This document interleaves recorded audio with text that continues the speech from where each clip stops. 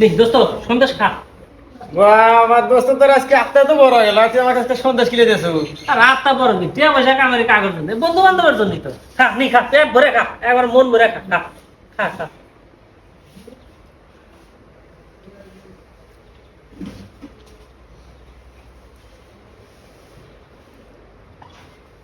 আর কিছু খাবি?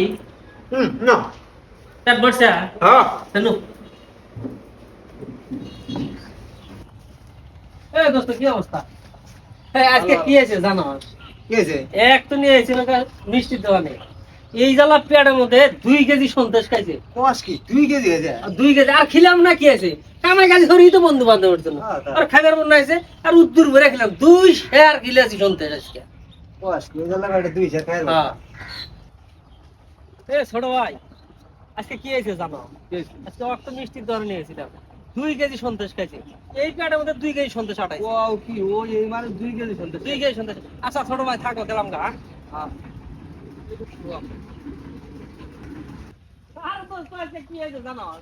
ও নাকি আজকে ওয়াক্ত নিয়েছিলাম মিষ্টির দোকানে, সন্দেশ খাইছে, 2 কেজি সন্দেশ খাইছে। এই জ্বালা পেটের মধ্যে 2 কেজি সন্দেশ খাইছে, আজকালের কথা। বিশ্বাস না এই প্যাডের মধ্যে 2 কেজি সন্দেশ? দোস্ত একটা কথা। কি কথা বলছো? দোস্ত 10 টাকা তো মিষ্টি খিলা, তুই যেটি মাসে কাজ করলু দোস্ত, আমাকে মাফ করে দে দোস্ত। এই 10 টাকা তুই ঘুরে নিয়ে দোস্ত, আজান কেলে কাজ করছ না দোস্ত।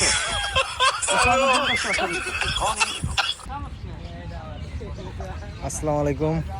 আজকে আমরা ভিডিও করার জন্য আমাদের এই নাটোরপাড়া চলে আসছিলাম। এখানে বাদে এখানে আসলে অত্যন্ত সুন্দর একটি জায়গা, এখানে কিছু ভিডিও শ্যুট করা হলো আজকে। যে আমাদের সকল টিম মেম্বার আছে এখানে, তারা আজকে ভিডিও করতে করতে একটু ক্লান্ত হয়ে পড়ছে, তাই রেস্ট নিচ্ছে।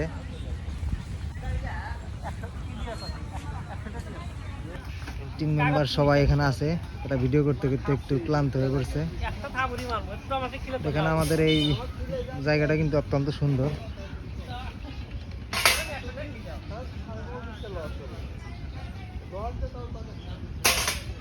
বাতটা অত্যন্ত সুন্দর এখানে।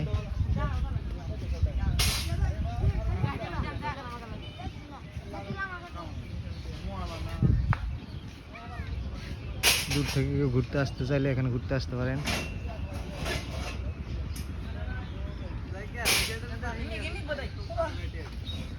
আসসালামু আলাইকুম। এখানে আপনারা দেখতে পাচ্ছেন আমাদের কয়েকজন চাচা, আমার শ্রদ্ধেয় চাচারা খাবার খাচ্ছে। পৃথিবীর এটা সবচেয়ে হালাল খাদ্য। তারা যে খাদ্য খাচ্ছে এটা আমার দৃষ্টিতে, এখন সকলের দৃষ্টিতে এটা পৃথিবীর শ্রেষ্ঠ হালাল খাদ্য। তারা পরিশ্রম করার পরে ক্লান্ত হয়ে দুপুরবেলা খাবার গ্রহণ করছে।